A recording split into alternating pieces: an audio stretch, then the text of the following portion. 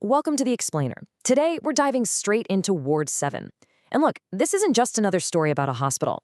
It's a genuinely fascinating look at the performance of sanity and that razor-thin line between having a profound, life-altering insight and just entirely losing your grip on reality.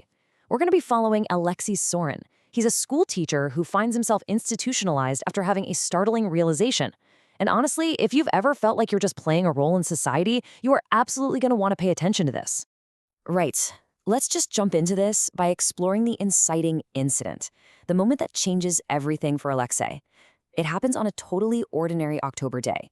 He's out walking by the river, and he has a single, overwhelming thought that literally stops him dead in his tracks. He just sits down on the wet stones of the embankment in the pouring rain, completely paralyzed. The idea is so vast, he simply can't carry it while walking. He's not violent, he isn't hysterical, he just sits there until the authorities arrive and haul him away. So, what exactly was the thought that broke him? Well, before we get to that specific thought, we really need to understand the aftermath. Looking back on his 14 months in the hospital, Aleksei uses this very specific, actually untranslatable Russian word to describe his so-called recovery, toska. It translates roughly to a spiritual ache, a longing with nothing to long for. He points out that recovery is this clean, optimistic word, but for him, it was a lie dressed in linen. His so-called cure just left him with this deep, unnamed desire. And to understand why his recovery felt like an ache, we have to look at the exact thought that sent him to the ward in the first place. Okay, here it is, the river thought. Aleksei is looking at the water, and he realizes that a river lacks the neural architecture to know what it is, right? It just flows. And then he asks himself this terrifying question: what if this thing I call Aleksei, the school teacher, the lover of literature, what if that is just a pattern? What if my mind has simply developed the habit of narrating itself as a self, without that narration having any actual relationship to reality? I mean, talk about existential vertigo. He peered so deeply into the actual machinery of his own consciousness that the machinery just jammed. And that breakdown, that lands him right in Ward 7 of the Gubernia Hospital. Now, you need to understand, this isn't a ward for the completely lost. It's the ward of almost, the nearly, the soon-to-be-released. It's an environment defined by pale yellow walls, gray bread, and intense, constant observation. But really, it's a highly sophisticated torture chamber of bureaucracy. In Ward 7, the patients are actually aware enough to understand that they're being evaluated, which means they have to constantly perform coherence to prove to the doctors that they're ready to be reintegrated into ordinary life. Now here's where it gets really wild. The patients themselves ruthlessly administer a strict social hierarchy. It's not the doctors running this ladder, it's the inmates. At the very top, you have grandeur. There's a patient named Marinov who hears municipal water pipes complaining to him, and he's highly respected because his delusion has architecture, it has internal consistency. In the middle, you've got exotic madness, a guy named Fomichev who sees a politely concerned face in the floorboards. But at the absolute bottom, Aleksei. His madness is just considered distressing. The other patients look at him with genuine disappointment because his breakdown lacked commitment. He just sat by a river and made people sad. So why is Aleksei at the bottom of the hierarchy?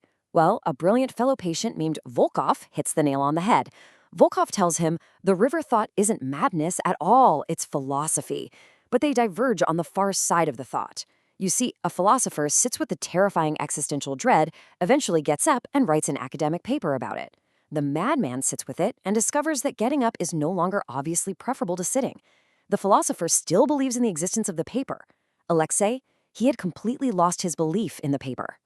Enter Dr. Petrov, Aleksei's psychiatrist. Now, Petrov is not some evil cartoon villain. He's genuinely trying to help, but he perfectly embodies the clinical translation of human distress. When Aleksei points out that, hey, perhaps society is the thing that's dysfunctional, and my refusal to participate is actually a sign of health, Dr. Petrov counters with a cold, institutional truth. Even if society is sick, you still have to live in it. To Petrov, a man who cannot live in a sick society isn't healthier. He's just sick in a different direction. His goal isn't truth, it's equilibrium. So what does recovery actually mean in Ward 7? Well, it definitely doesn't mean solving your existential crisis. It means mastering a very specific three-part performance. First, you perform inattention, meaning you have to pretend you've stopped noticing the absurdities of the system. Then you demonstrate metaphorical clarity, basically giving the doctors exactly the answers they want to hear. And finally, you re-enter the shared life, pretending the problem is completely resolved. Recovery, in this clinical sense, is just an elaborate, utterly exhausting performance. And here is the absolute kicker. This brilliant insight hits Aleksei later on when he attends a high society party after his release. He's speaking with another former patient named Gromov, and they realize the structure of the inside and the outside are totally identical. Inside the ward, patients suppress their true thoughts, adhere to strict hierarchies, and call it treatment. Outside, out in ordinary society, citizens suppress their true thoughts, conform to unspoken social hierarchies, and just call it fitting in. The performance literally never stops. The venue just changes. So how do you survive a realization like that? To make it through his evaluation, Aleksei develops a life-saving metaphor to present to Dr. Petrov, the bridge. He tells the doctor he's building a bridge over his thoughts.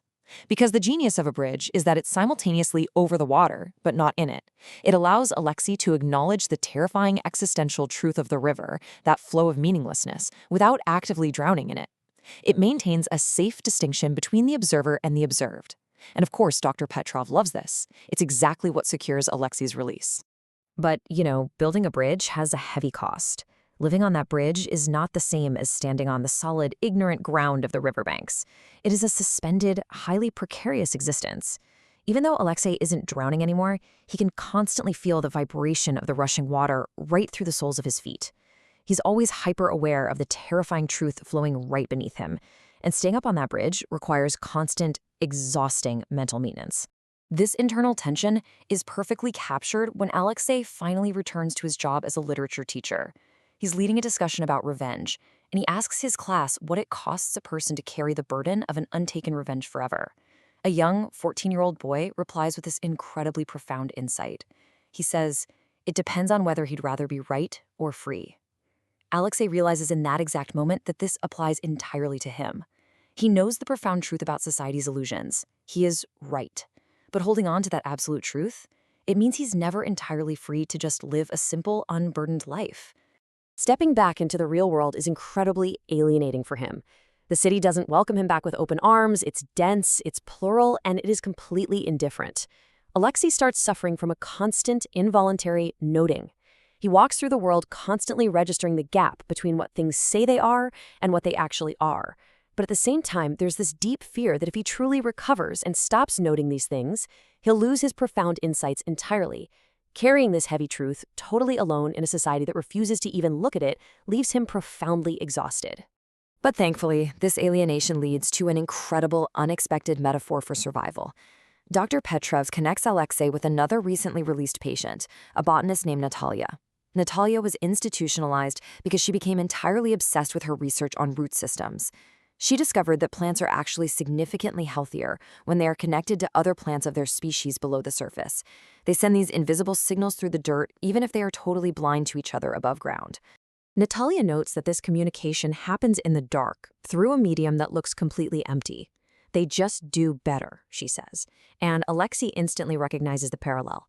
This is exactly what he, Natalya, and his old wardmate Volkov need to do.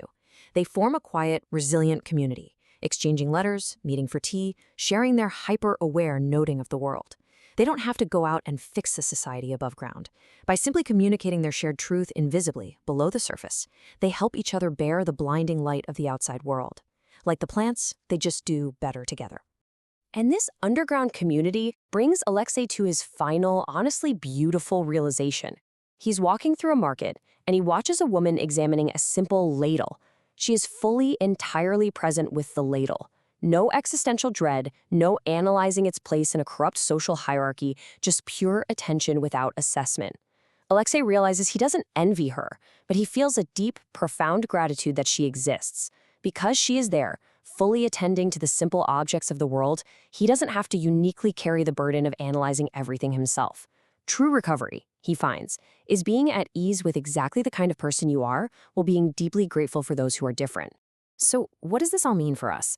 Aleksei's journey from the embankment to the bridge teaches us that being perfectly right about the world's illusions is a huge, exhausting burden to carry alone. The truth is, we all perform our sanity to some degree.